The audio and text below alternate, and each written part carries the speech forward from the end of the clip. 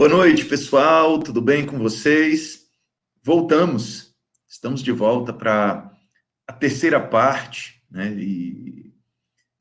e última, né, do nosso congresso do Grupo de Estudos Telgeek, né, o nosso quarto congresso.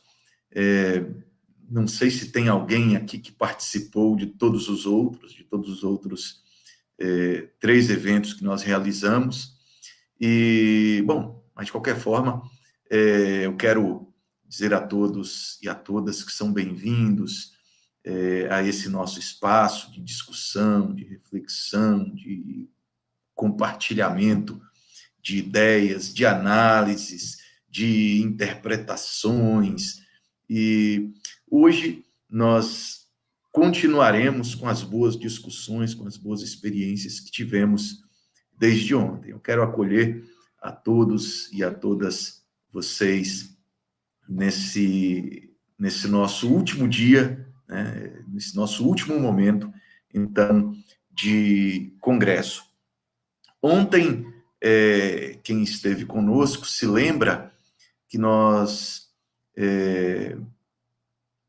tivemos um momento bem interessante, né, de discussão sobre Star Trek, né? Analisamos 2 filmes da franquia. Hoje à tarde, quem esteve conosco pôde participar também de uma reflexão muito interessante com a professora Luana e com o professor Hermiton. O professor Hermiton esteve nesses 2 momentos, né? E uma discussão muito interessante sobre pós-humanismo, sobre com implicações, né, no transhumanismo. E hoje à noite nós teremos um bate-papo, uma entrevista, né, a gente decidiu chamar assim, né, com o Eduardo Pacheco Freitas, né, que é um estudioso de Star Trek, e quem vai bater esse papo com ele é o professor Marcelo, conhecido de quase todos nós. Ontem à noite também, o professor Marcelo iria fazer algo, acabou esquecendo, que era de agradecer a Marlete, né, pela força, né, que tem dado para a gente aqui na organização desse evento. Ela tem cuidado de links, né, de formulários, né, para vocês registrarem a presença de vocês, ajudou com divulgação, ajudou produzindo material. Então, nós somos muito gratos, né? Não somente eu, mas nós que coordenamos o grupo, né? Somos muito gratos a Marlete pela força, né? Pela ajuda que ela nos tem dado aí nesses dias. E ontem também, né? Falando bastante assim de ontem e hoje, né? Ontem nós tivemos um momento muito bonito de homenagem ao professor Antônio Carlos, né? Apesar de que esse congresso em si já é uma homenagem a ele, né? Nós estamos aqui prestando essa homenagem na forma de reflexão, de debate em torno da cultura pop, em torno dos estudos de religião, em torno da teologia. Então, essa já é uma grande homenagem. Mas nós tivemos um momento também muito especial, onde o professor Marcelo resgatou um vídeo, né, de tempos atrás, batendo um papo com o nosso colega Cal, né, e justamente ele trouxe um momento em que se falava desse grupo. Então, ao mesmo tempo que foi uma homenagem ao professor Antônio Carlos, de certa forma foi uma homenagem também a esse grupo, né, porque é um grupo idealizado, construído por ele. Esses 4 congressos, inclusive esse, né, que nós estamos realizando agora, foi idealizado e inicialmente organizado por ele. Então, foi uma homenagem ao grupo e uma homenagem a ele ao mesmo tempo. Foi um momento muito bonito. E hoje, nós continuaremos com essa homenagem, não somente na forma do congresso, mas também trazendo aqui pessoas muito especiais, né, para ele e acaba sendo para todos nós também, que são a Samara, que é filha do Cal, né, e a Vilma, a esposa do Cal, e elas estão aqui participando hoje conosco. E eu queria, então, deixar aqui a palavra aberta a Samara e a Vilma. Se elas quiserem dizer alguma coisa, fiquem à vontade. Oi, gente, boa noite. Me ouve bem? Sim. Tá certo. Tirei o fone para ficarmos eu e minha mãe aqui na telinha. A gente fala também em nome do Nicolas, mas ele fica muito emocionado, então ele preferiu não participar, mas está ciente da homenagem que vocês fizeram. E acho que só agradecer vocês do Theo Geek, de verdade, por nos acolherem, né? Por mais que... Estava até brincando com o Hermiton hoje, que não sou nerd, mas fico, tipo, me sentindo pertencente mesmo ao grupo. Consigo sentir muito a presença do meu pai quando falo com vocês, quando visto a camisa, né? Minha mãe não tá com a camisa, mas tem a camisa também. Mas a gente se sente muito pertencente e isso é muito importante para a gente, pensar de um modo que não está sendo esquecido, né? Que, enfim, vocês deram continuidade. Esse grupo, eu coloquei até aqui ontem, que era um xodó do meu pai, ainda falo no presente algumas coisas. Mas era um xodó para ele, estava sempre falando do grupo, planejando coisas do grupo, no grupo também, né, que às vezes a gente não podia entrar no quarto. Não entra no quarto agora que eu vou estar gravando, não entra no quarto porque vai estar acontecendo o grupo. Então a gente, de uma certa forma, no off ali, a gente participava já, né? Enfim, próximo do aniversário dele, que ele gostava bastante, né? Dia 13, ele faria 53 anos, então essa semana a gente está muito emotiva, né, mãe? A gente está muito emotiva. Mas eu não lembro, acho que seria mais para o final do mês, não lembro se já tinha uma data, mas a gente vê muito como um presente. Ontem, assistindo o vídeo, parece que ainda estava muito, muito vivo. E eu falo isso também, que eu ainda sinto muito a presença do meu pai nas coisas que eu faço. Falei na cerimônia de despedida voltado a isso também, que mesmo não estando mais aqui, ele está em mim, está no meu irmão, está aqui no cabelo crespo, está na forma de falar, no amor pela profissão. E acho que é isso um pouco que ele deixou assim para a gente. Ficamos muito felizes de ver como vocês falam dele também, muita mensagem de carinho, e isso é um consolo. A gente também fica um pouco, puxa vida, não é isso mesmo, né? Não vai voltar, e aí a gente fica nessa expectativa, mas isso que ele deixou, eu levo muito comigo, assim, em relação à profissão e o amor que a gente exerce. Falava do meu pai, mas tô igualzinha. Falava, pai, chega de trabalho. Mas tá igualzinha, tá ali, firme e forte. Mas muito obrigada, gente, de verdade mesmo, por todo o acolhimento de vocês. Obrigada, Kleber. Hermiton não tá aqui, mas tá sempre acompanhando a gente, assistindo super, mandando mensagens. Conversa com o Nicolas. Marcelo também, enfim. Meu pai sempre falou assim, você sabe que eu não tenho muitos amigos, né? Mas eu já sei quem eram os que ele considerava como amigos, e vocês eram essas pessoas.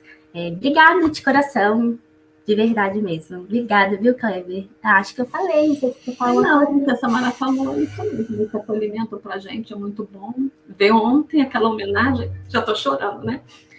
Porque, assim, lembra, né? Eu lembro do dia que ele gravou, que ele falou com o Marcelo, e, assim, a paixão que ele sempre teve, né?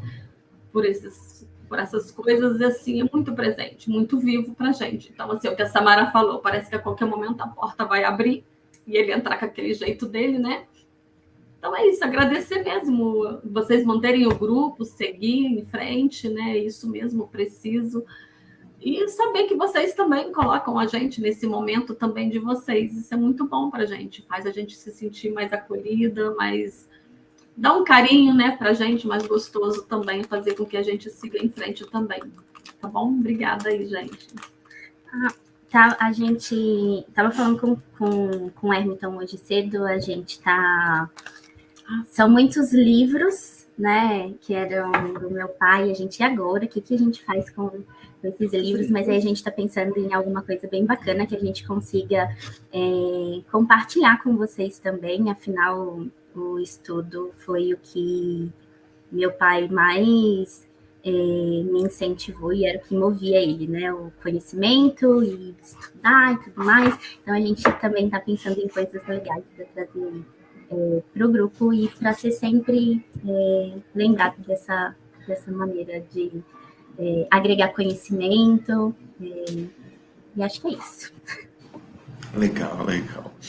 Vilma, Samara, muito obrigado pela presença de vocês aqui com a gente, pela fala, né, pela representação, né, assim, do Cal com a gente, né, através da memória, né, da família, né, e nós estamos sentindo uma falta danada dele no grupo, estamos sentindo uma falta danada dele nas atividades que a gente faz, no almoço, né, fazendo uma falta danada desse cabra. No café. No café. Café.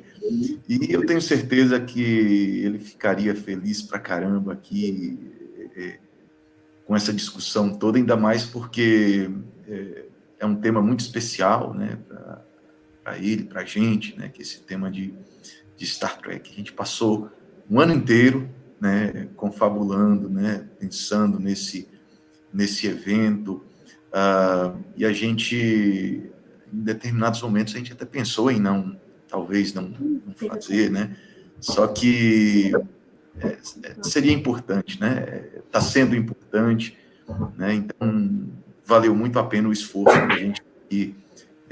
Era muito sonhado, né, Kleber? Sim. Esse momento. Precisando, contando com a gente, pode contar. Até peguei um quadrinho que ficava... que legal. Esse daqui fica comigo, mas era dele, e acho que é isso também, deixar próximo, não num sentimento de rancor, nem nada disso, mas de que foi muito bom enquanto ele esteve com a gente, e eu sou muito, muito grata pelo meu pai. Ele era um ótimo professor, mas o melhor papel dele era como pai. Ele deixou um legado. Imagino que sim. Ele deixou um legado que não tem preço para todos nós, né? Para os filhos. E posso dizer que para mim também, né? O incentivo maior que ele me deu foi para estudar, né? Eu achava que eu já estava velha, que não dava, e ele não, dá sim, dá conta, vamos lá. E agora é seguir em frente. Estou tentando aprender a viver sem a ausência dele, né? Samara, Vilma, muito obrigado. Valeu mesmo pela presença de vocês aqui. Nós ficamos muito mais felizes tendo vocês participando com a gente e tornando esse evento muito mais especial do que tem sido. Tá bom? Muito obrigado. Obrigada. Tchau.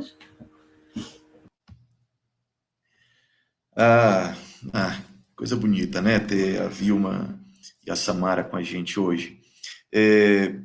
Antes de chamar os nossos dois convidados, eu queria só dar mais um aviso, tá? Que a Marlete hoje pediu para eu avisar vocês. É o seguinte: muita gente que se inscreveu no nosso congresso, na hora de assinar a lista, está esquecendo de pôr o nome. Pelo amor de Deus, gente. O nome, pelo menos, né? Pelo menos isso. Então, tem gente que põe instituição, põe outras informações, mas esquece de pôr o nome. Não faz isso, porque senão a gente não tem como saber quem é você, e se você se inscreveu, a gente não tem como emitir certificado de horas depois, tá? Põe o teu nome aí. Mais tarde a gente passa a lista de hoje à noite. Se você, por acaso, né, preencheu algum dado da lista, esqueceu de pôr o seu nome, procure a gente no final, então, para tentar resolver isso, tá? Eu queria, então, chamar aqui os nossos dois colegas, o professor Marcelo e também o professor Eduardo, e sem perder tempo, eu queria, então, ler rapidinho a biografia de cada um, né? O Eduardo Pacheco Freitas é historiador, professor, escritor e compositor.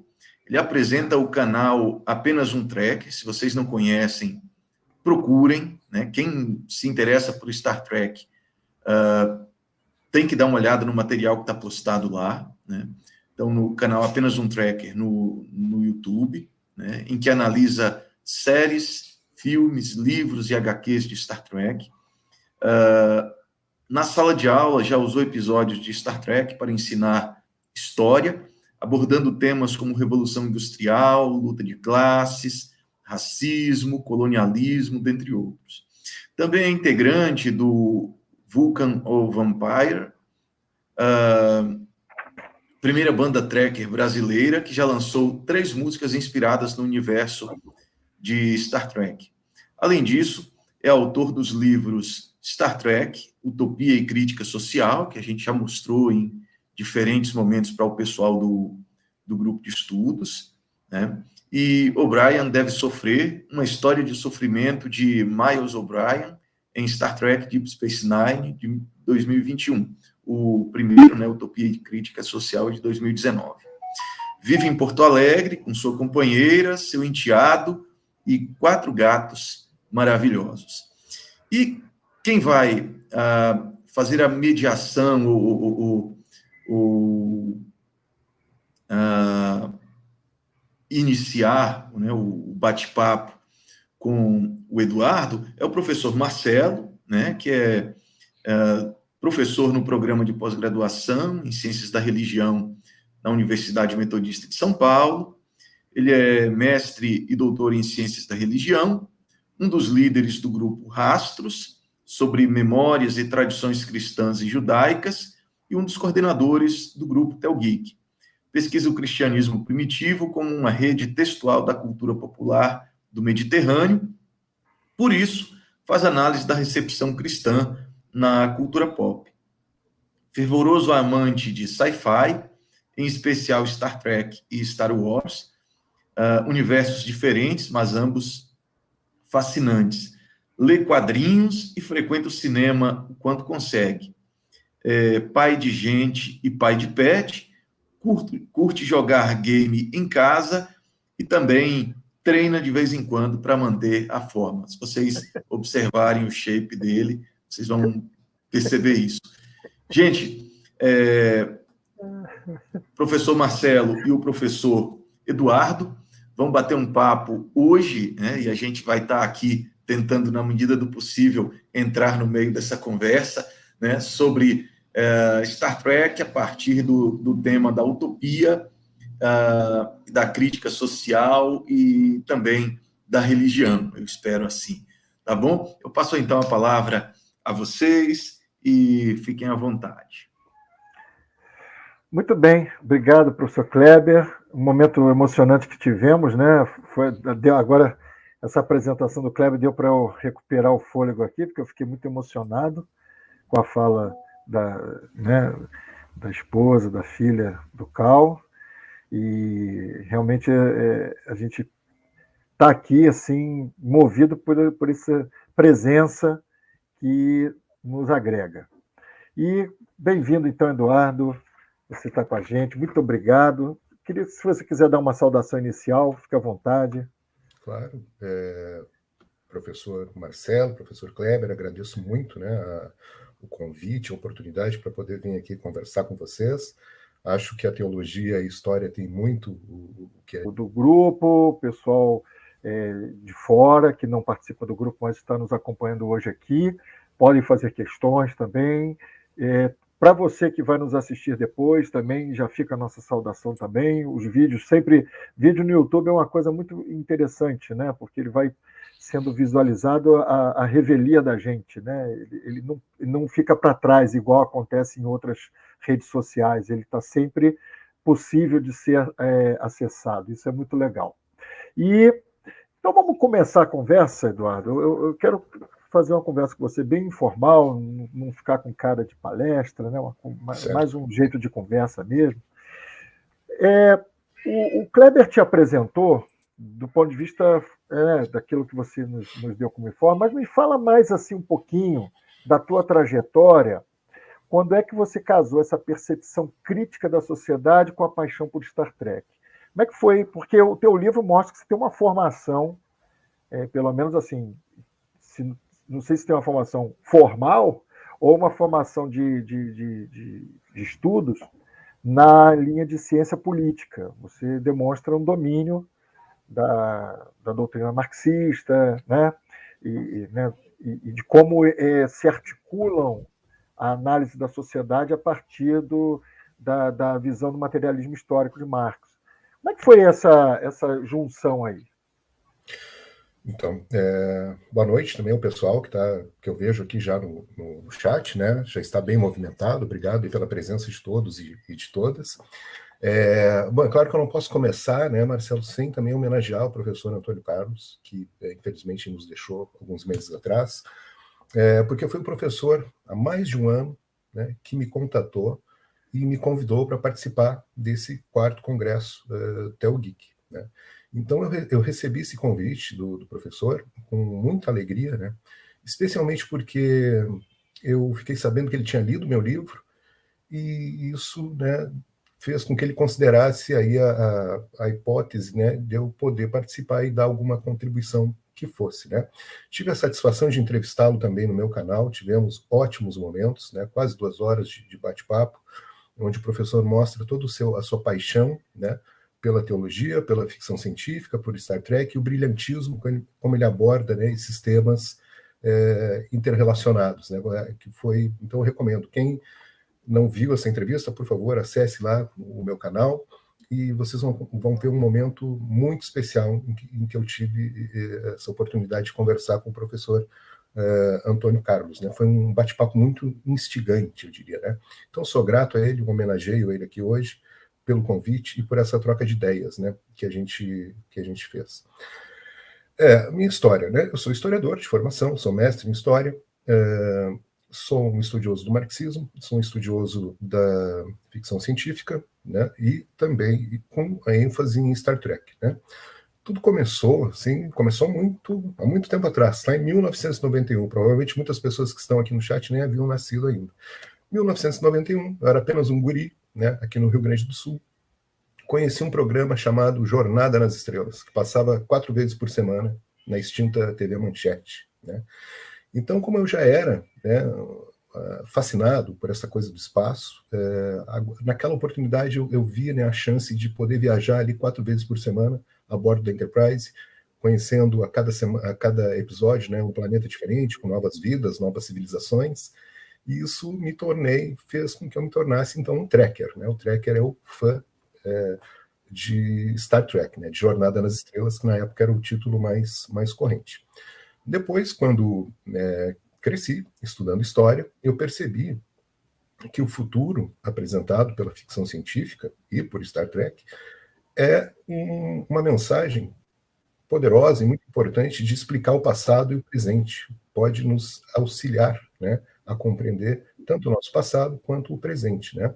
Então eu vi que essas histórias de Star Trek que se passavam no futuro, elas refletiam o presente da humanidade, ou do contexto onde aquelas histórias haviam sido produzidas, né? Os alienígenas, eles eram alegorias do ser humano e suas diversas facetas, e que o espaço também poderia ser entendido como a Terra, né? Aí fui juntando, né? Então, com a minha formação em história, pensando já como eu poderia ensinar história utilizando Star Trek, né? E aí passei, desde então, a usar, né, quando me formei, quando comecei a atuar como professor do ensino médio, ensino fundamental, usar os episódios, né, diversos episódios da série para ensinar aos alunos, né, a perceberem através de um recurso audiovisual, que é um formato bastante popular, né, o formato de série, né, então torna ainda mais atrativo, né, e a gente sempre aprende quando a gente gosta, né, aprende melhor quando está gostando do tema. Então sempre tive muito sucesso assim, em conseguir trabalhar temas históricos a partir de episódios de Star Trek. E aí criei o canal, né, o Apenas um Trekker, depois publiquei o primeiro livro, que é o Star Trek Utopia e Crítica Social, onde eu analiso 22 episódios de diversas séries, né, com uma abordagem marxista, pela questão da utopia, né, e da crítica social que está presente nas histórias de Star Trek.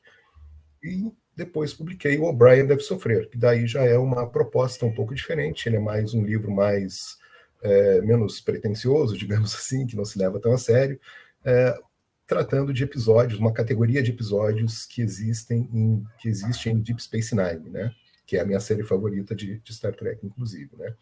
Então, basicamente, essa foi a minha trajetória, né? Da infância, me tornando um trekker, depois na universidade, percebendo que a minha paixão, né, por Star Trek poderia casar com a história, e aí resultou no canal, nos livros, né? E também, mais recentemente, na banda, onde a primeira banda trekker do Brasil. Claro que nós já tivemos muitas bandas no Brasil que os membros eram trekkers, mas é uma banda que a proposta é fazer músicas inspiradas no universo de Jornada nas Estrelas. Legal.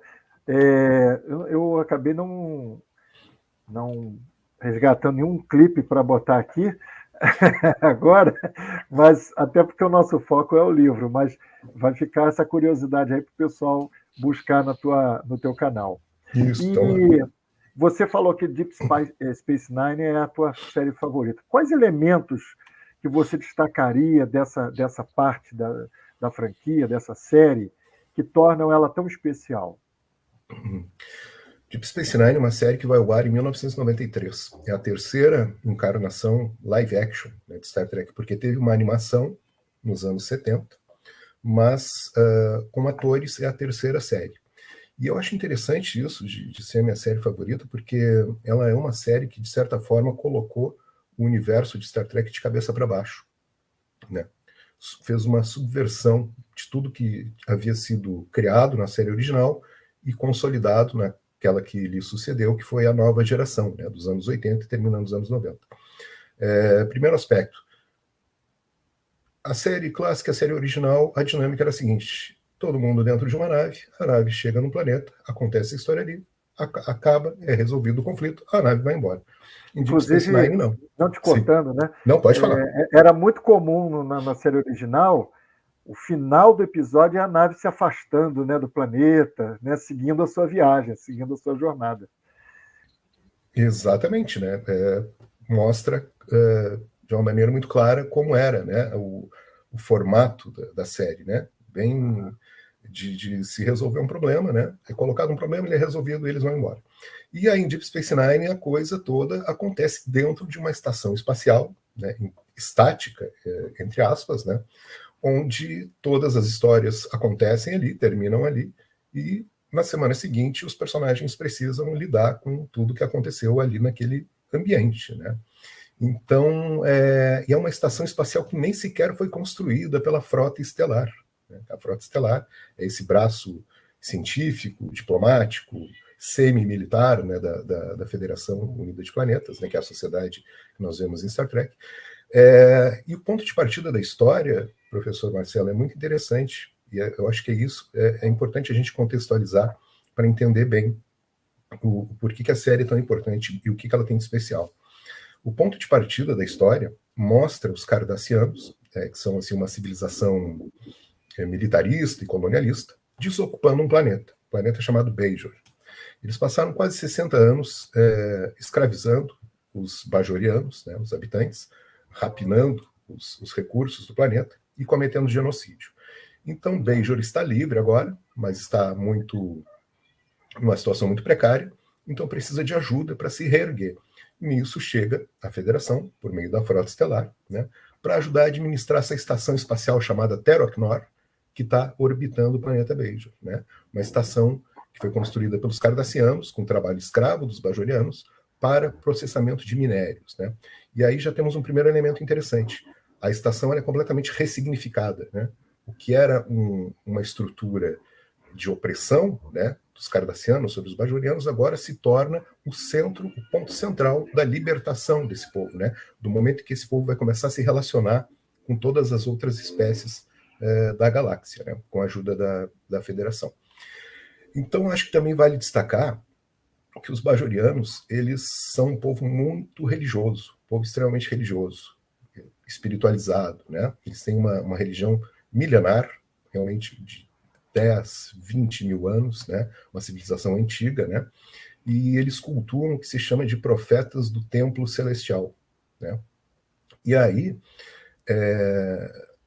o Sisko, o comandante Sisko, que ele não é o capitão, a série também tem isso de diferença, né? Começa com um comandante, ele descobre logo no início um buraco de minhoca próximo a Bajor. O buraco de minhoca é aquela teoria, né, de um ponto do espaço onde se consegue chegar a um ponto muito distante, né, rapidamente.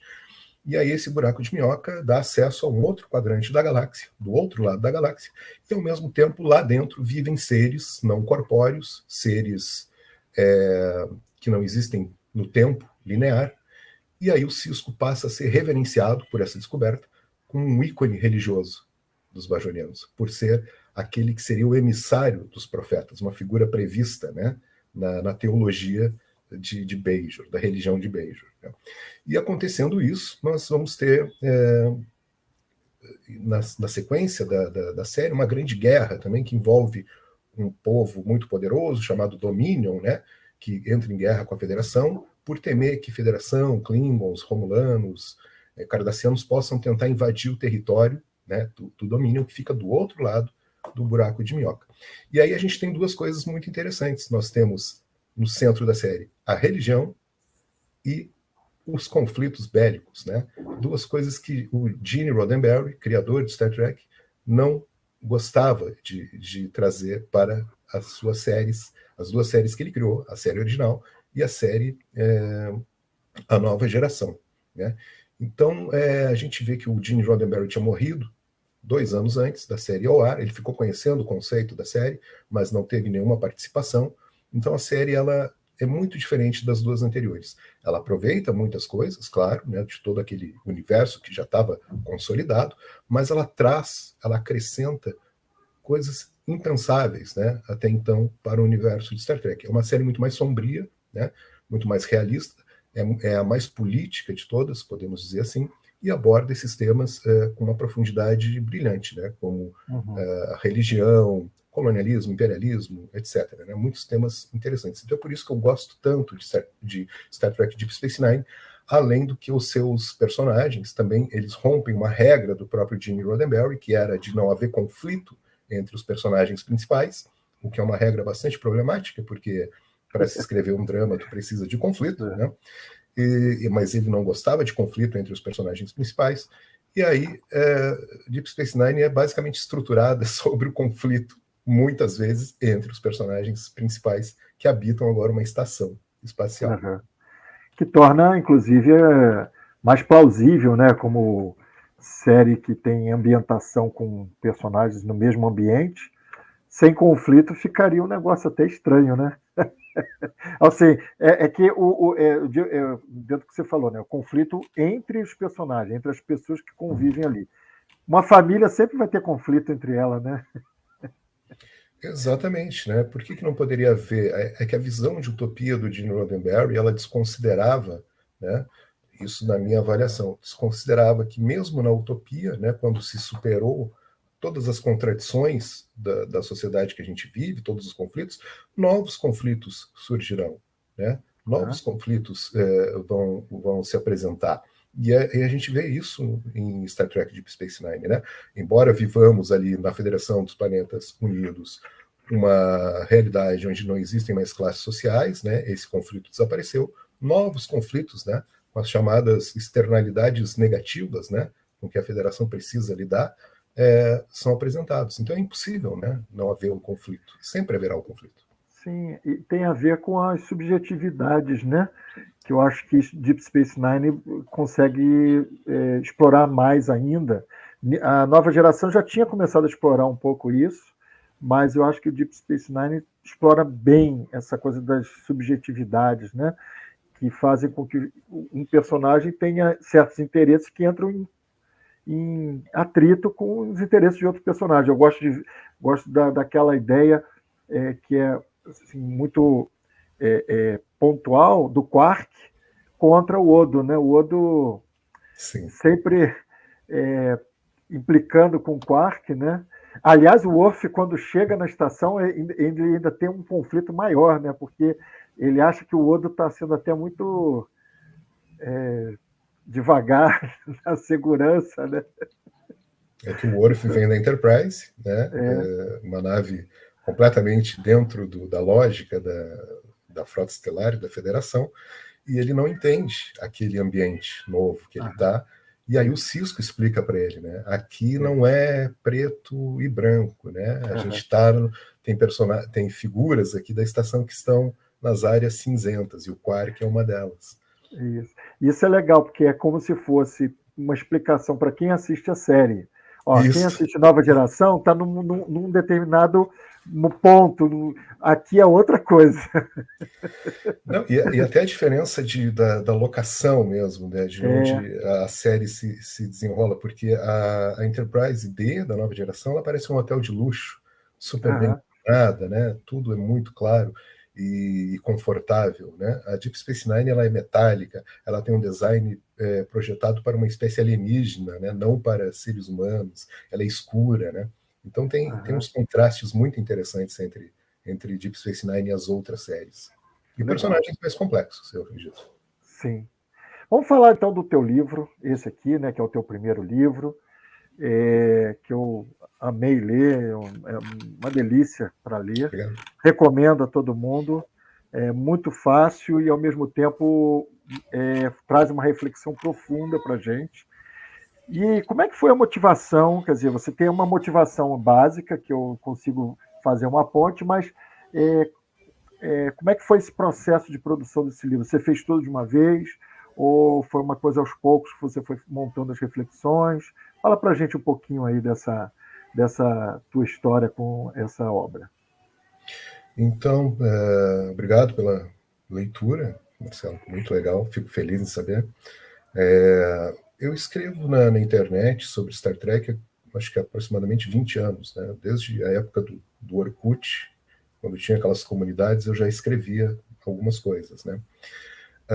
Então sempre fui escrevendo, né? Blogs e tal, mas não pensava assim, em fazer algo mais sistemático, né? Foi uma ideia que foi sendo amadurecida ao longo do tempo, né? E aí, a partir do momento em que eu tive assim, aquele estalo, né, de qual seria a estrutura que eu poderia dar a um livro sobre Star Trek, aí eu passei a trabalhar nele, né, e fiz isso, né, de pegar esses dois eixos, né, que seriam a utopia, né, que é algo que se associa imediatamente a Star Trek, quando falamos em Star Trek, né, o mundo utópico, né, apresentado por Star Trek. A gente vê que a ficção científica é muito distópica, né? Grande parte das produções da ficção científica, desde Mary Shelley, né, com Frankenstein, se envereda, né, por este caminho da distopia, e Star Trek surge num caminho contrário, retomando lá o Thomas More, né, da utopia, da ilha de utopia, trazendo uma utopia, né, para suas histórias. E a crítica social, que é outro elemento também que é associado imediatamente a Star Trek, né? Ou seja, as suas histórias sempre refletem, né, discussões importantes, discussões políticas importantes, seja sobre racismo, sobre capitalismo, o socialismo, a homofobia, né? Então eu pensei, nossa, isso aqui é um bom material, né? Star Trek tem um bom material para que a gente possa sentar e estudar, né, como que é a utopia de Star Trek, qual a relação da utopia de Star Trek com a utopia que seria a utopia comunista, e qual o aprendizado que a gente pode tirar dessas histórias que tratam de temas tão importantes. Uhum. Tem um comentário aqui do Roberto Silva, vou até botar de novo. Ele diz aqui: excelente livro, vou comentar sobre ele no Encontro Trekker de amanhã no Planetário do Rio. Olha que legal. Que legal, obrigado, Roberto. Bacana. Então vamos lá. Pensando aí na estrutura do teu livro, na forma como você trabalhou, fala para a gente, para quem não leu, né, eu acho que é importante, um pouquinho, pegando um capítulo que você acha mais importante ali, ou mais relevante, a forma como você trabalhou para o pessoal entender como é que é a lógica da obra. Tá? Aí, por exemplo, eu gosto muito desse capítulo aqui, aqui do Outcast, comentando... Outcast é do Nova Geração, né? Nova Geração. Que você vai comentar sobre a exclusão das minorias e a manutenção da ordem, que tem a ver muito com a questão de ideologias, né, que são impostas e tudo, tem até a questão de julgamento e tal. Mas se você quiser falar de outro capítulo, mas assim, mostrar para a gente como é que é esse mecanismo que você montou, que eu achei muito interessante.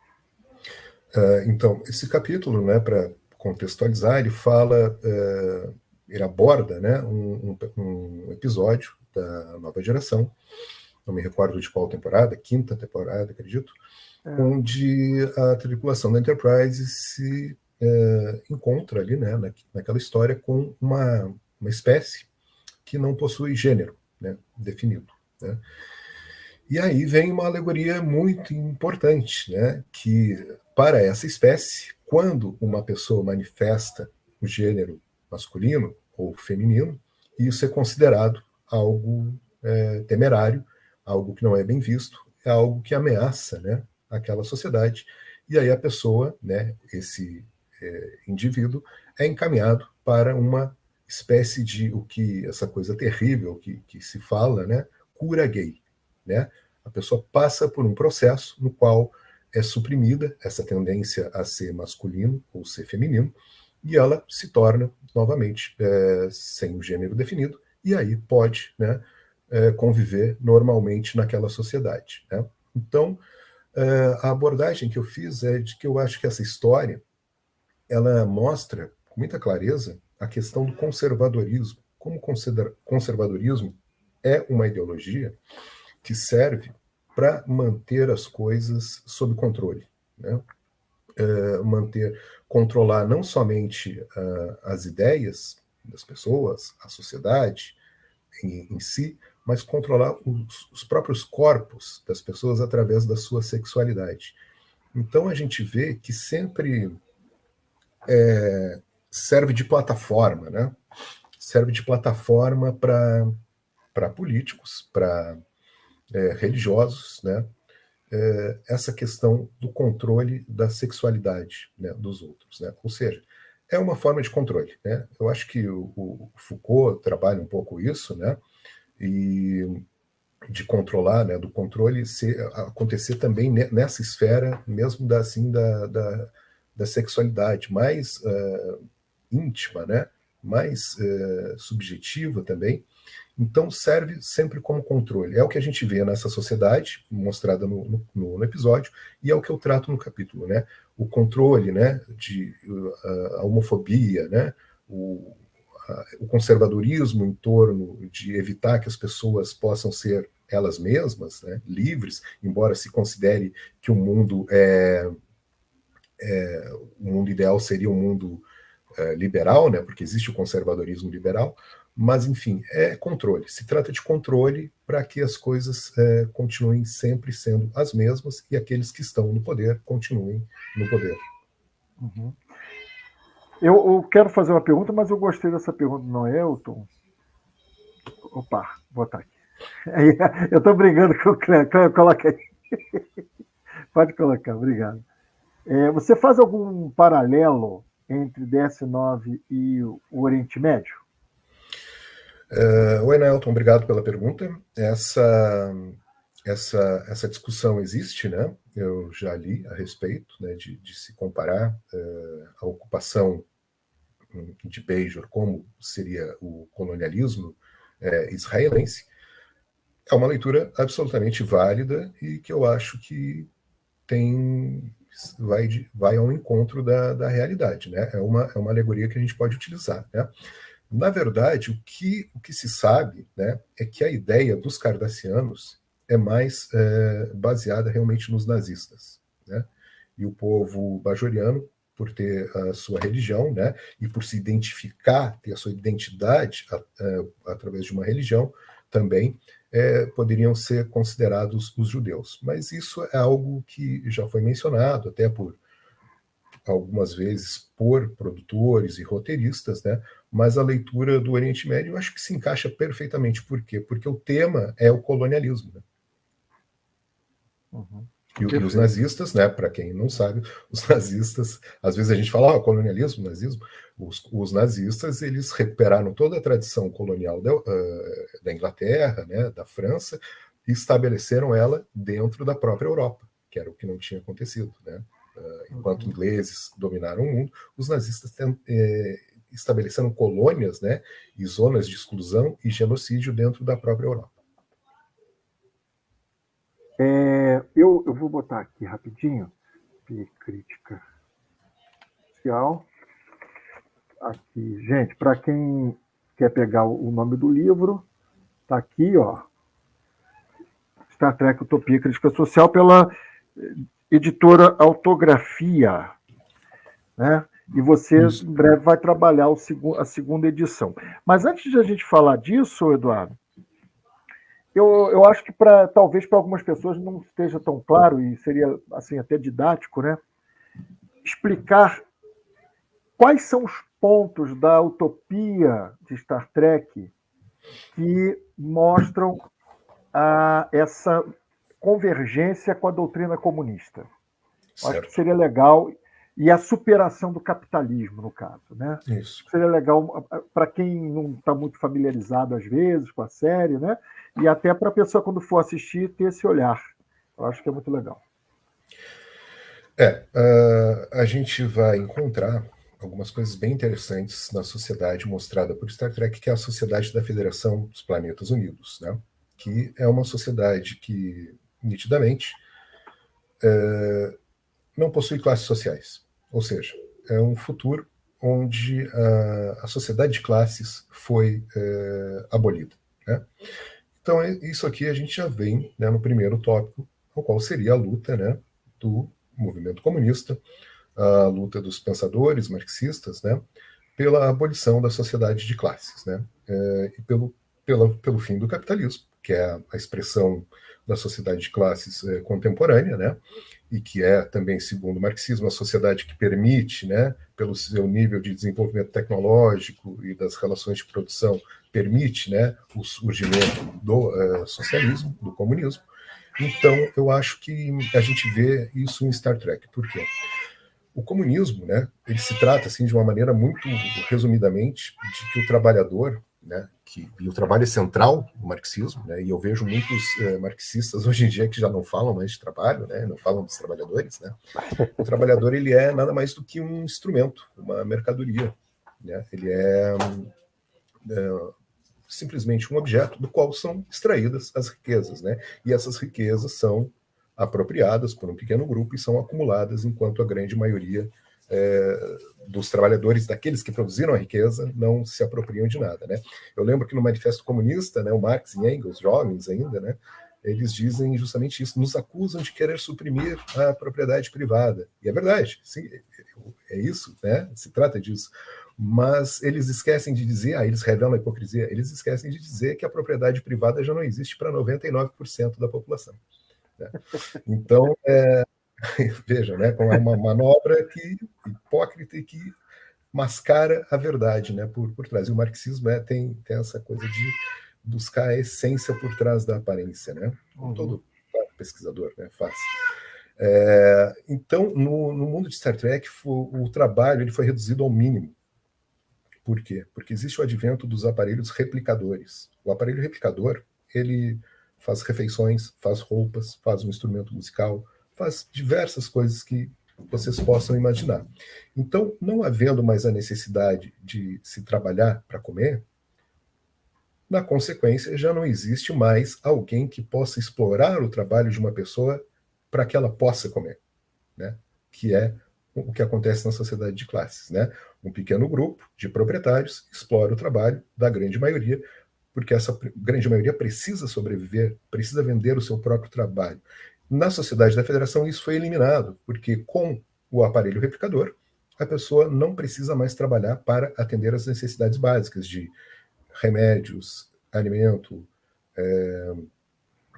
vestuário, né, e assim por diante. E ela pode se dedicar, né, a fazer aquilo que ela realmente bem entenda e se tornar, né, um ser humano integral, né? É a realização integral do ser humano pode acontecer nessa sociedade. E que é uma das lutas do comunismo, né? De que o ser humano possa aproveitar todas as benesses da riqueza que é gerada pelo seu trabalho, né? Trabalhando o mínimo possível e podendo, na maior parte do tempo, se desenvolver como ser humano. E aí eu lembro a própria fala do Capitão Picard, né? Que ele diz que no futuro o objetivo não é mais enriquecer, né? Mas enriquecer-se, né? Enriquecer-se com o seu espírito, né? A sua cultura, o seu desenvolvimento pessoal. Uhum. Então isso aí, essa. Perdão. Pode falar. Não, essa fala é até naquele episódio que você comenta no livro, que tem pessoas do passado que estão congeladas criogenicamente há séculos, né? Isso. E que voltam à vida, e um deles é um capitalista, né? Bem tradicional, que quer falar com o banco dele, quer ver como é que estão os bens dele, e o Picard, o pessoal fica assim, como assim, né? Querer as coisas, né? Eles já não entendem muito essa lógica de estar apegado a coisas, né? Eu acho que esse ponto específico assim do episódio também ele mostra a questão da ideologia, né? Porque aquelas pessoas estão tão imersas, né? Principalmente o capitalista, né? Que ele quer ligar para a corretora de ações, quer ler o jornal lá econômico, né? Financeiro. Ele é tão imerso naquela lógica que ele simplesmente não consegue imaginar que um outro mundo é possível, né? Uhum. Mas é uma questão realmente dele aprender isso, né? Porque tudo que a gente aprende, a gente pode desaprender. Então, eu acredito que aquele cidadão pode realmente ser educado, né? Para uma nova formação social superior, né? Que é a que é mostrada em Star Trek. Aí eu quero problematizar um pouco a tua hipótese, né, de utopia, no seguinte sentido. Às vezes, vendo alguns episódios e algumas falas deles, me parece que eles superaram qualquer tipo de proposta política. Então, me parece que muitas vezes caminham mais para a anarquia até do que para um comunismo propriamente dito. Porém, aí eu vou completar a pergunta, né? Será que isso é um sinal de que a nossa visão do comunismo está muito viciada, né? Então, de fato, não é uma anarquia, tem mais a ver com o comunismo do que com a anarquia. O que você tem a dizer sobre isso? Eu acho que assim, falando sobre o comunismo inicialmente, né, a luta do comunismo é realmente acabar com a divisão de classes sociais, onde uma pequena classe, né, explora a grande maioria. Isso a gente já vê que não existe em Star Trek. O anarquismo também poderia ir por essa linha, né? Mas o anarquismo ele tem uma certa, com todo respeito aos colegas que forem da linha anarquista, o anarquismo me parece ser um pouco ingênuo em alguns aspectos, especialmente no que diz respeito à questão do Estado. Né? Muitas leituras mal feitas de Marx e de autores marxistas também levam a essa conclusão de que no futuro comunista não haverá Estado. Né? E aí, recuperando aquilo que a gente falava antes, né? Quando surge, ao emergir a utopia, né, ela encerra os conflitos anteriores, mas novos conflitos serão colocados. Havendo conflito, há necessidade de um ente como o Estado, por exemplo. Né? O que se trata a questão do Estado é muito importante aqui. O Estado ele tem caráter de classe. Então, na sociedade capitalista, na sociedade burguesa que nós vivemos atualmente, o Estado é um Estado burguês. Ele serve para proteger os interesses de uma classe, da classe proprietária. Né?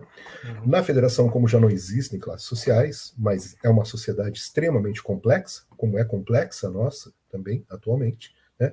Há a necessidade do Estado, né? Que é o Conselho da Federação, por exemplo, né? Que se fala, ele tem um presidente, que é eleito, né? Ou seja, é uma forma de democracia, né?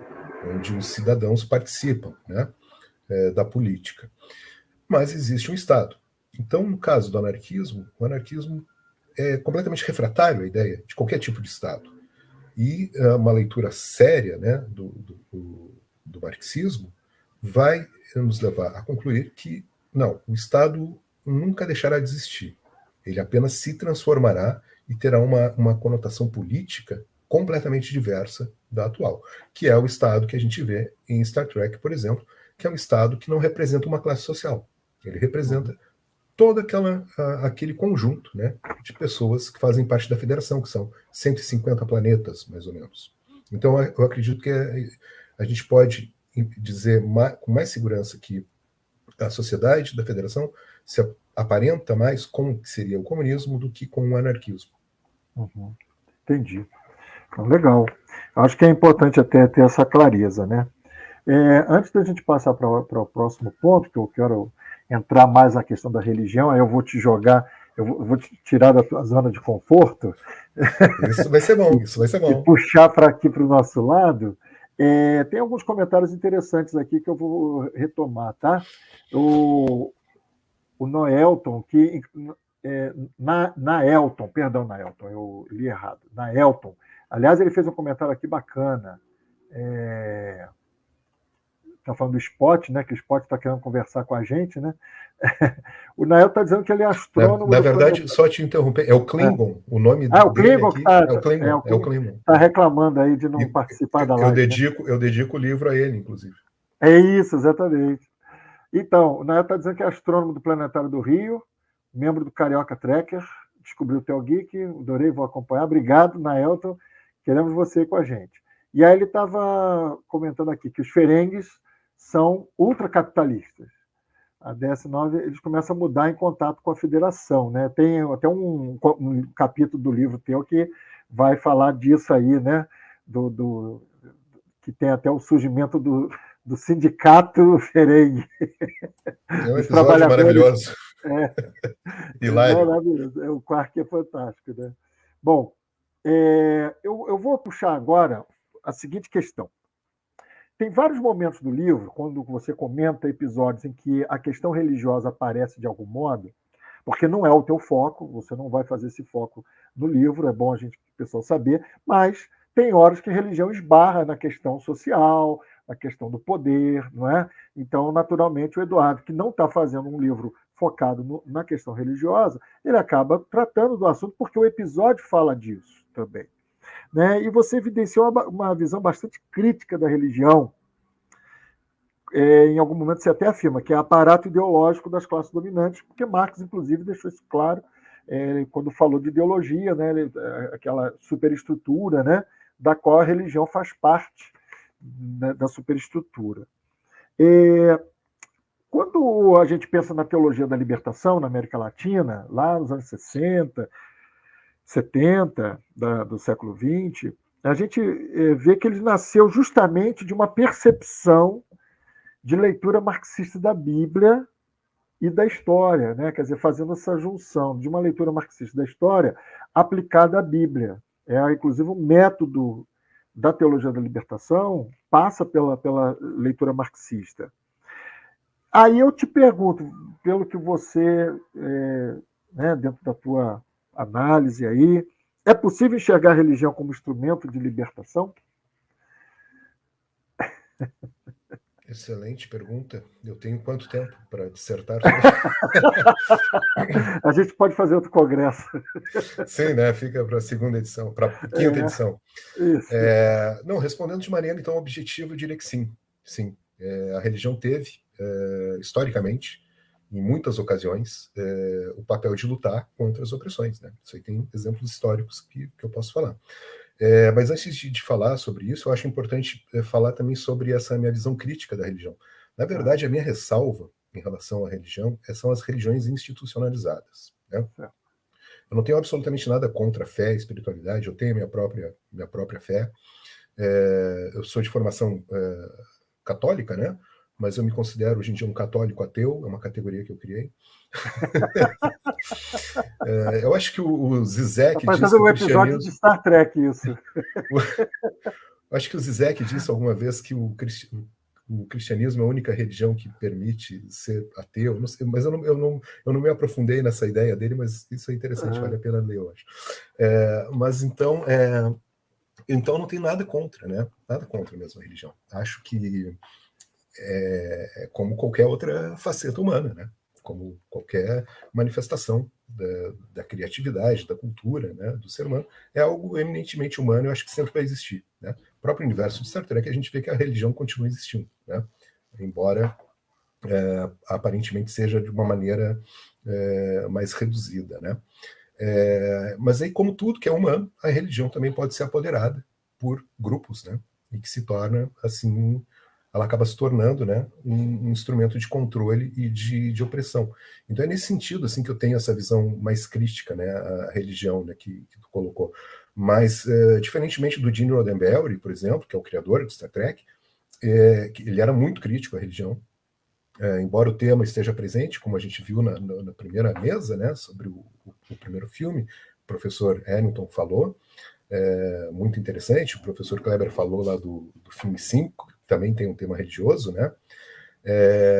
Mas o Roddenberry, ele via a religião como algo assim primitivo, como algo mistificador, obscurantista, né? Que se opõe ao intelecto, à razão, à ciência, e eu não tenho essa perspectiva, não. Eu acho que a fé sempre pode dialogar com a ciência. Acho que a gente vive um universo com coisas muito estranhas, cada vez mais a gente conhece o universo pelas observações, né? Agora com o telescópio James Webb, a gente vai descobrindo cada vez coisas que não fazem nenhum sentido naquilo que a gente conhece aqui na nossa realidade, né, física. Então, acho que é sempre um diálogo possível, né? Mas, Marcelo, tu me interrompe se eu estiver divagando muito. Não, você está ótimo.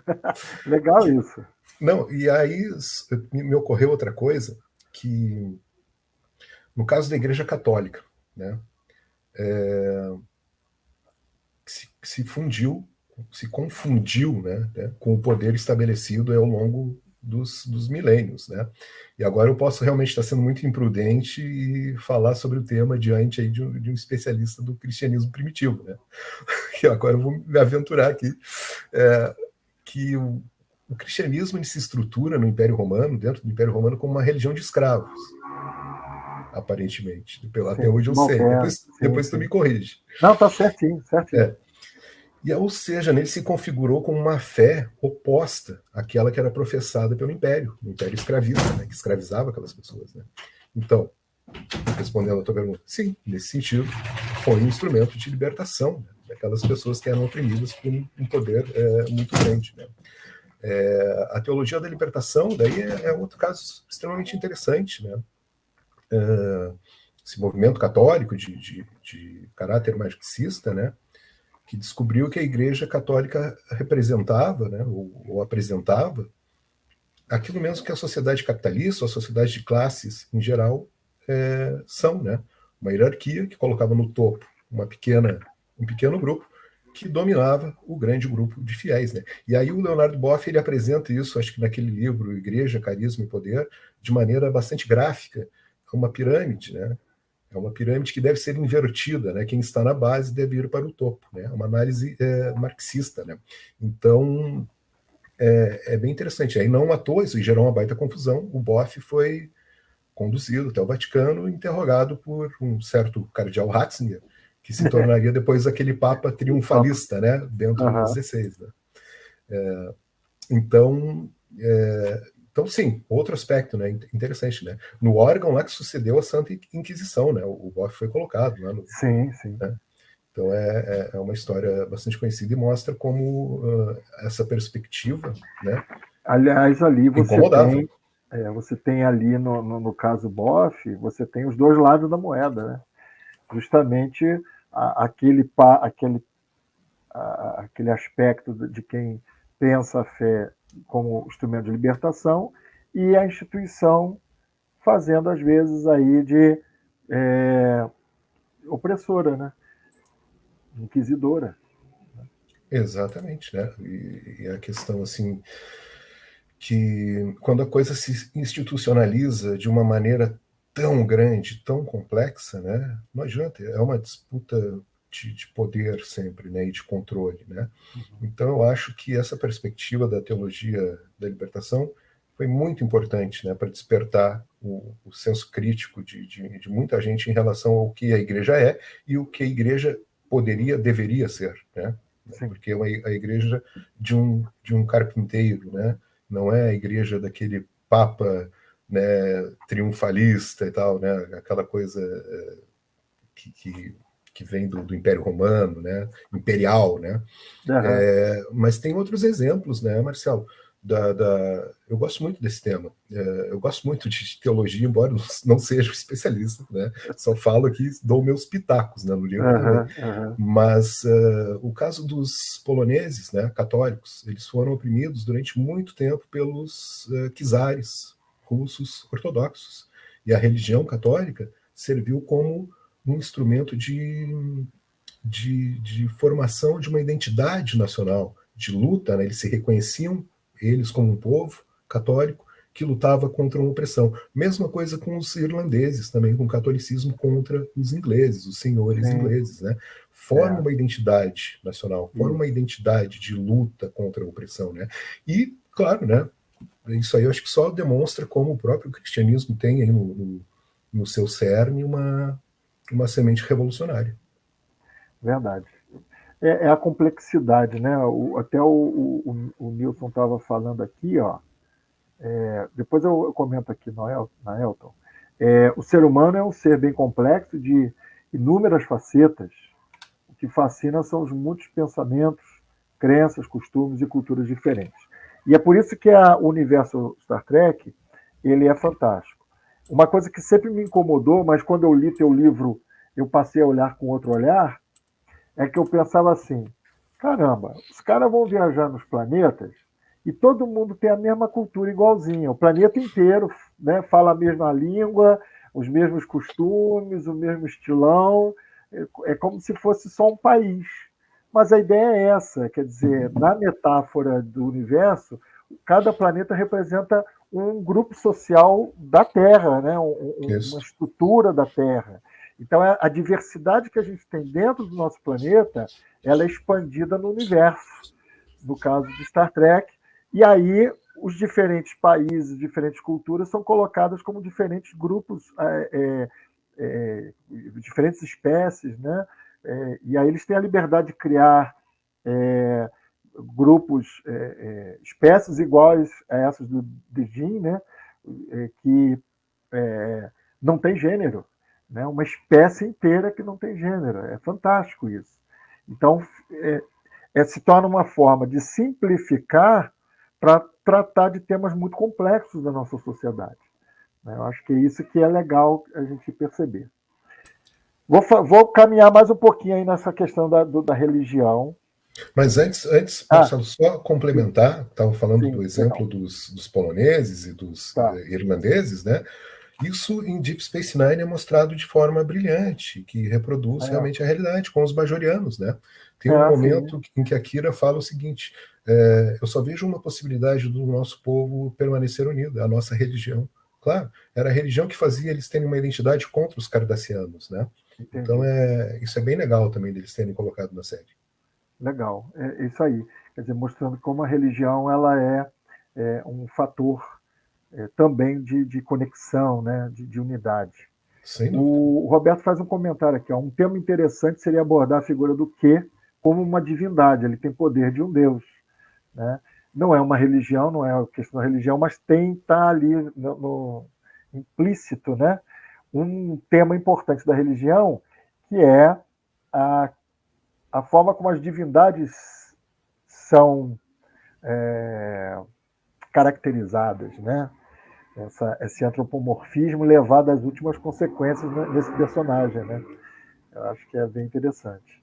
O Kill, ele representa muito assim esse Deus, o Deus das religiões monoteístas, assim, né? É um Deus onipotente, onisciente, onipresente. É um personagem muito. Os episódios com ele são sempre divertidos.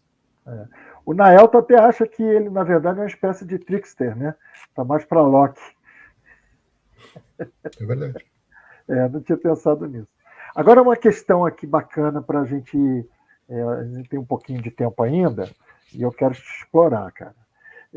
Eu fiquei pensando o seguinte: a crença religiosa cristã na vida após a morte já foi definida como uma utopia cristã.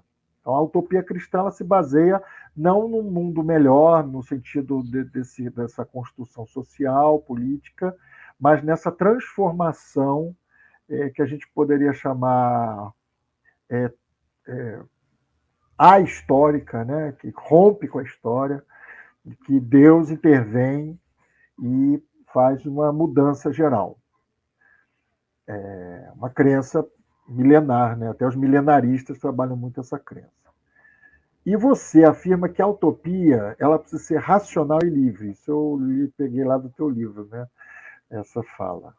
Como é que você enxerga a ideia de uma utopia que não se concretiza na história linear e que não depende dessa racionalização, que passa por uma transformação assim, eu não estou conseguindo lembrar o termo, quando é uma coisa que não é feita de forma progressiva, né? Ela é abrupta, né? Ela é repentina.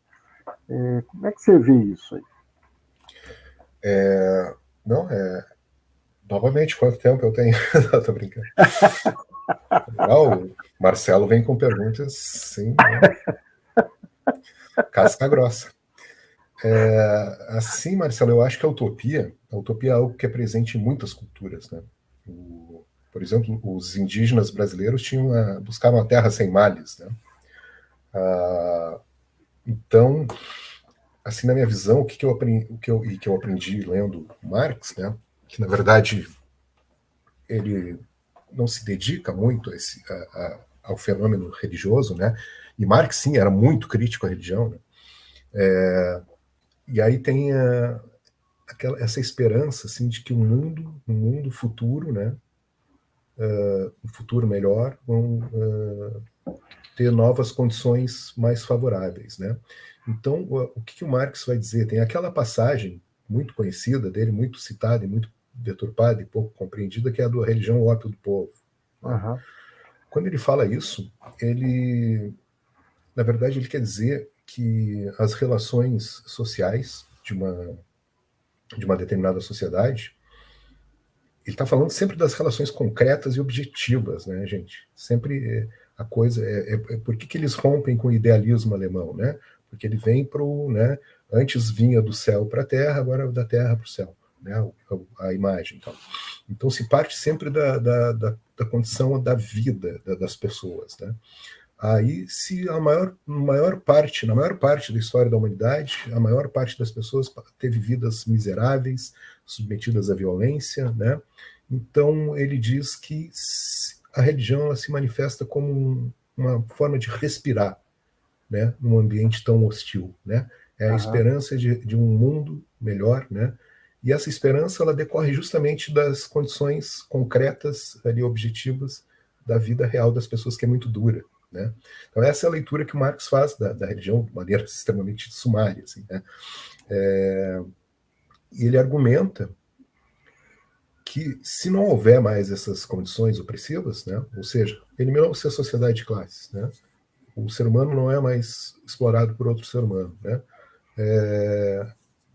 Não vai haver mais essa necessidade desse conforto, entre aspas, né? Dessa crença no além, né? Ou numa vida melhor, né? Que também se relaciona com a utopia, né? Então, quer dizer, isso é um objeto assim, de debate faz 200 anos, né? Então, eu acho que nunca chegaremos a uma conclusão definitiva, né? Mas eu acho que é uma abordagem válida, a abordagem dele assim, sobre a religião, né, enquanto fenômeno humano. Ele contextualiza ela na sociedade, né? E emerge, na qual ela emerge, né? Assim, então, eu acho que acaba não contradizendo a visão sobre a qual a gente estava falando antes, de que a religião tem potencial revolucionário. Né? O que a gente estava conversando, sim, tem, né? Tem potencial revolucionário e de libertação, né? Mas também tem essa questão de ser fruto do próprio meio, né? E representar ali a situação concreta das pessoas. Mas sobre as formas de utopia, então, né, só para fechar, as duas formas de utopia, né? Seria a racional livre e a fora da história, né? Essa marxista, né, que se realiza na história, e a cristã, né, que se realizaria no reino dos céus, algo assim. Eu penso que existe uma convergência entre ambas. Na verdade, acho que eu estou agora sempre fazendo essa defesa assim, de que a religião também serve à transformação da vida, né, material das pessoas para uma vida melhor, né? Eu acho que tem uma convergência entre essas duas perspectivas de utopia. O Mark Bloch, né, um grande historiador, disse que o cristianismo é uma religião de historiadores. O cristianismo é uma religião de historiadores. Em determinado momento ele fala isso, né? Porque o cristianismo ele tem começo, meio e fim. Agora eu posso estar falando besteiras, tu me corrige, mas é até onde eu sei. É teleológico, né? Teleológico, né? Então tem o começo, né, do cristianismo, tem o seu desenvolvimento e ele mira um fim, né? Que seria lá a escatologia, que chama, a escatologia, né? Bíblica e tal. Mas não é essa também a visão marxista da história, né? Pelo menos a mais conhecida, assim, né? Eu acho que a gente aplicar a teleologia ao marxismo é muito coisa de manual, é problemático, é coisa de vulgata marxista mesmo. Mas, em termos gerais, a gente pode colocar assim, também não é uma visão que pensa, né, que houve um início, há um meio e chegaremos a um determinado fim. Então as coisas não estão tão distantes assim, né? Tanto essa minha visão de que a utopia deve ser baseada na razão, né, e na liberdade das pessoas, quanto ela também pode ser considerada algo que se realize fora da história. Perfeito. Maravilha. O pessoal, a gente já colocou vários comentários, né? Tem um comentário aqui do que depois o Naelton ele complementa. Ele vai dizer aqui que o que era apenas mais um dos vários do contínuo, né? Adoro toda vez que ele se dá mal, quando perde poder, punido pelo contínuo, quando fica com... Agora, eu não sei se eu entendi aqui. Quando leva um soco do cisco. Isso é muito bom. Ele diz assim, o Picaro nunca me deu um soco. Muito bom. É isso, né? Bom, gente, eu vou chamar aqui o professor Kleber para essa rodada final aí. Kleber, que é o nosso anfitrião nessa sessão. E quero já agradecer ao professor Eduardo por essa conversa tão gostosa. Eu não quis esticar demais, porque aí a gente fica aquela vontade de quero mais, né? Da gente seguir. Mas o Kleber pode fazer alguma provocação agora também. Vou deixar aí o Kleber também ajudar nessa provocação. Opa, que bom, eu estou mais... Eu também quero agradecer ao Eduardo e também ao Marcelo, né, por ter conduzido aí esse bate-papo de forma tão bonita. E gostei bastante. E eu tenho perguntas, sim, se vocês me permitirem. Eu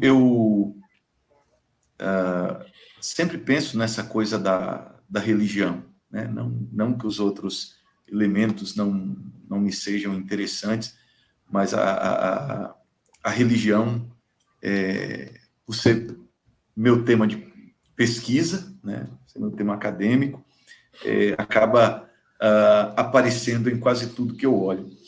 E é curioso porque eu vejo Star Trek já desde essa época da Manchete, né, o pessoal entregando a idade hoje, né, referência de Manchete, cara. Nossa, vocês eu assistia na Tupi, então não sei se isso quer dizer alguma coisa. Nossa. Bom, grave, muito eu grave. vejo... mas eu Inclusive, vejo Star Trek há muito tempo. só um parênteses, quando o Eduardo falou que assistia na Manchete, eu me lembro muito bem que eu fui assistir na Manchete, eu estranhei a dublagem. Falei, cadê aquela dublagem original que eu assistia na Tupi, né? E é lógico, a dublagem da Manchete é bem melhor, é uma dublagem com vozes que é uma dublagem que continua atual até hoje. Mas a nostalgia se perdeu, né? Sim. Vai continuar, cara, perdão. Não, assim, e acompanho já Star Trek há muito tempo, mas eu nunca tinha pensado nessa coisa da religião. Especialmente na série clássica, a religião para mim nunca, assim, é claro que quando a gente vê Deep Space Nine, a religião é um negócio muito, muito presente, né? Tá envolvido ali com quase tudo. Mas na série clássica, para mim, nunca foi nada assim muito evidente, a não ser aquelas manifestações divinas, né, de Apolo, né, essa coisa toda. E quem me chamou a atenção para isso foi o Cal. Ele falou assim, a gente tem que começar a mexer com religião em Star Trek. Eu falei assim, não, cara, Star Trek é muito legal, não vamos estragar com religião, não. E eu até disse assim para ele, eu acho que vai dar muito trabalho, a gente vai ter que inventar muita coisa, porque não é uma série muito afeita à religião, então a gente vai ter que ficar cavando. Aí ele falou assim, não, cara, presta atenção. Aí ele começou a citar vários exemplos de manifestação, né, da religião, né, ainda, né, que assim, manifestações menos objetivas, como, por exemplo, a que o Hermiton trabalhou ontem, né, através do lance da sonda espacial, que tenta voltar ao Criador, essa coisa toda que, metaforicamente, né, tem ali a presença da religião. Mas você trouxe essa coisa, né, esse posicionamento do Roddenberry em relação à religião, né? Isso é um negócio que a gente sempre conversa sobre Star Trek no grupo de estudos, eu sempre faço questão de destacar, né? Ele tem um olhar extremamente crítico em relação à religião, e ainda que assim não se diga diretamente na série, pelo menos na série clássica, parece que a religião é algo a ser superado, né, na história da humanidade, né, como naquela teologia da história, naquela construção da história do Auguste Comte, né, que a religião termina por ser superada, ou necessita ser superada, né, para que uma fase nova se inicie. Quando a gente assiste Deep Space Nine, o tratamento da religião é outro. O tratamento da religião é outro. Ela não é superada. Ela é um elemento presente e ela é um elemento de resistência. Né? A ocupação, né, é rechaçada também por conta da unidade, né, como você bem lembrou aí, né, que é trazida, né, também pela religião, a unidade do povo. Né? Entretanto, né, me parece que a mesma crítica à religião, o mesmo desvelamento da religião, desencobrimento da religião que aparece na série clássica, que aparece na Nova Geração, aparece também no Deep Space Nine. Há a valorização, né, de certa forma, um respeito maior à religião, mas no final os profetas são alienígenas. Né? O templo dos profetas é um buraco de minhoca. Né? Inclusive, esse é um tema, né, de conflito, né, entre os religiosos lá da Kaiowyn, né, e a Keiko O'Brien, né, no episódio lá da escola, né, que é até bem interessante, né, para a gente dizer, você trabalhou esse episódio num texto. Eu publiquei um artigo relacionado à escola sem partido. Exato. E a gente discutiu esse episódio também num dos encontros do Theo Geek, né? Há esse conflito ali, né? Ainda que a religião seja algo compreendido nesse momento como não mais superado, como talvez aparecesse na série clássica, né? Ainda há essa coisa, não, mas os alienígenas, os profetas são, na verdade, alienígenas, né? Se no Kill isso está mais claro, né? Como pegando o exemplo que foi colocado, né? Talvez esteja um pouco mais velado. Eu não sei o que você acha disso. Não, eu penso que, claro, há esse direcionamento, né? No sentido de dizer que eles são simplesmente alienígenas, né? Mas eles são alienígenas de um tipo muito estranho, né? Porque eles não são corpóreos e vivem fora do tempo, né? Na minha concepção, talvez Deus seja algo parecido com isso, né? Então, eu penso que a questão deles terem um vínculo, porque há um vínculo deles com Bajor, né? Eles são provavelmente originados de Bajor, né? Daquela caverna onde ficaram depois os... Porque daí tem toda uma teologia, inclusive, que remete ao próprio cristianismo, né? Do anjo decaído, né? Que são os Pah-wraiths, né? Que foram anjos expulsos do paraíso, né? Do templo celestial. Mas há uma vinculação deles com o povo que seria um povo escolhido, né? Que são os bajorianos, né? Então, é uma questão que eu acho que sempre vai ficar em aberto, né? As duas perspectivas, né?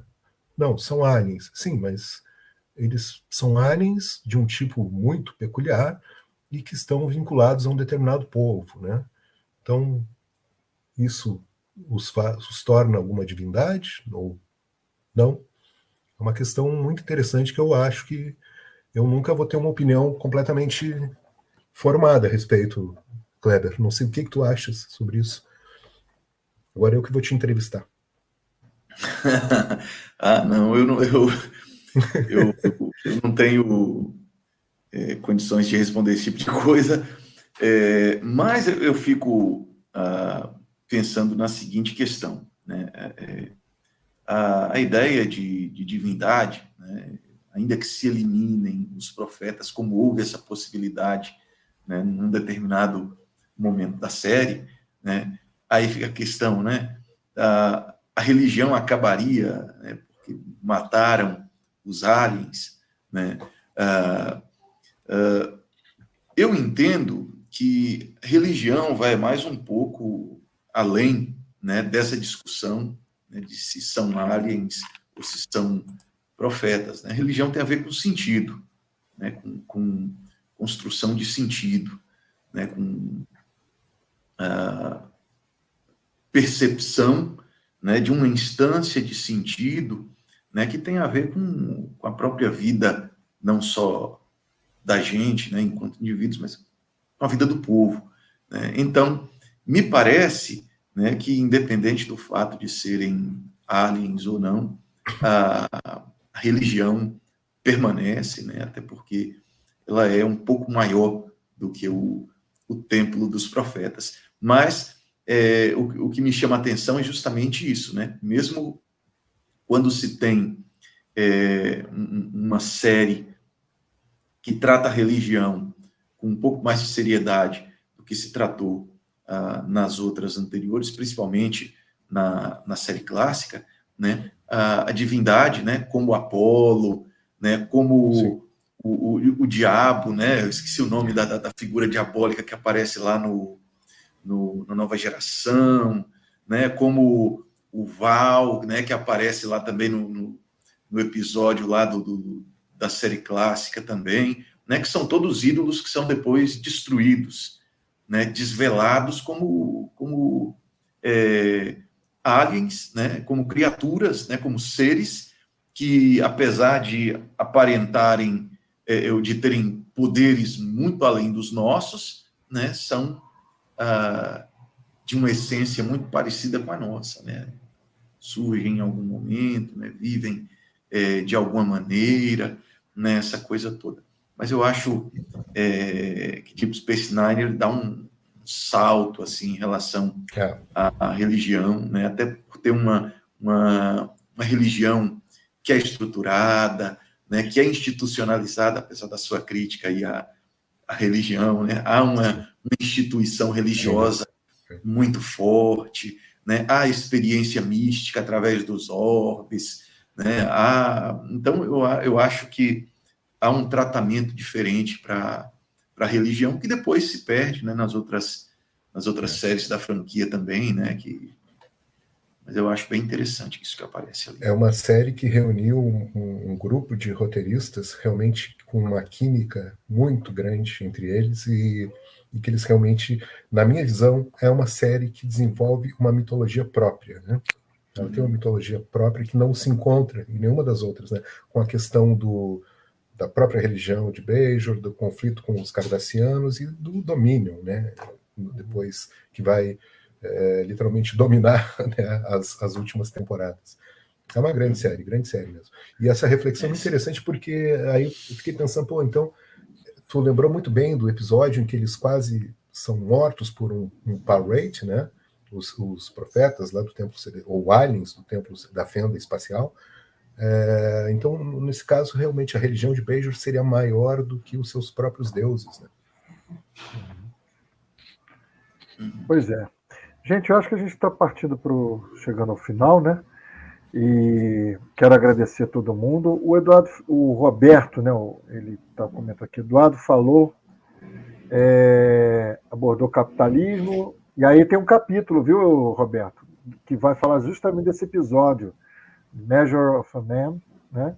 Que é a posição social dos androides, como Delta, ou dos sintéticos em Picard, bem complexo. Seriam esses indivíduos ou coisas. Então, se o Eduardo quiser comentar, para fechar aí dentro até do que ele abordou no livro, eu vou permitir o Eduardo comentar, porque senão vai ficar muito extenso aí também a nossa conversa. Mas eu queria também chamar a atenção do pedido que o Naelton fez, eu até botei um banner aqui, tá? Antes do Eduardo falar. Amanhã, então, 16 horas, no Planetário do Rio, o encontro Cariocas Trekkers. Eu botei aqui como...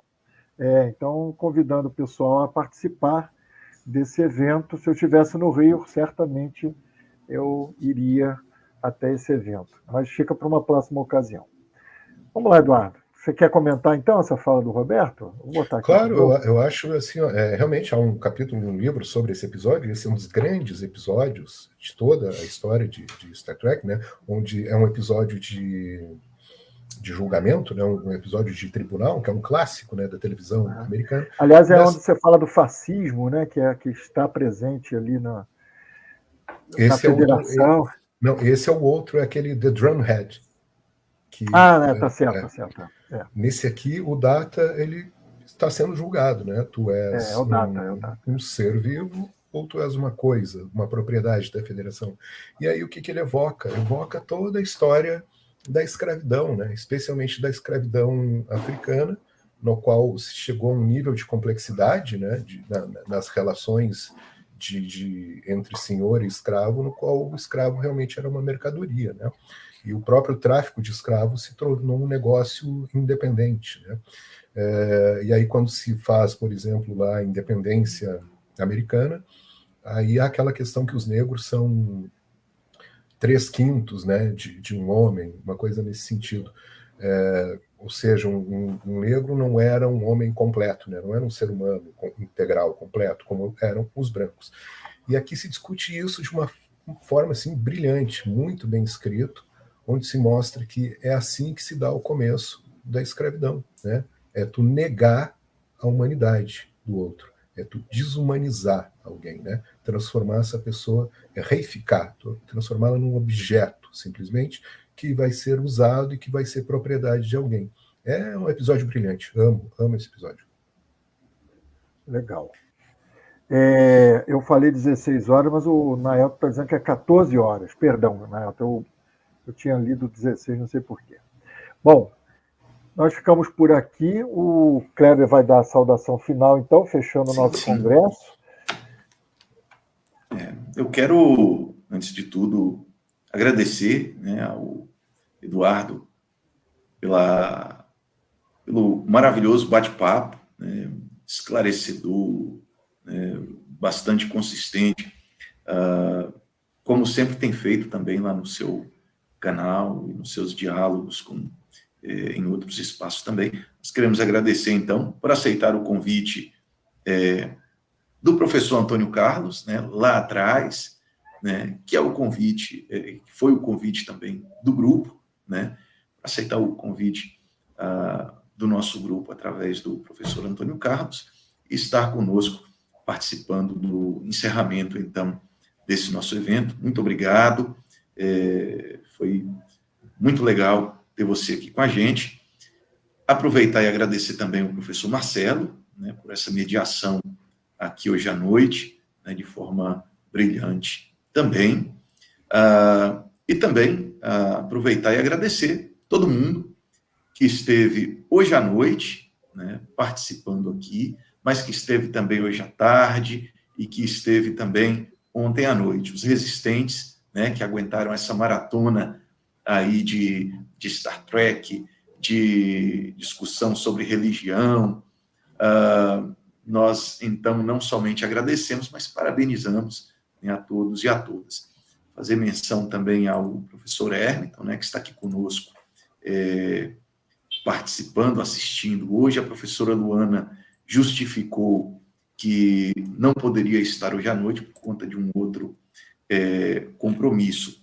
Quem não assinou a lista, ela está correndo, né, aí pelo chat, então tem a possibilidade de assinar. A gente lembra que a lista é somente ou preferencialmente para quem se inscreveu no evento, né, para que seja emitido posteriormente um certificado, né, computando aí as horas.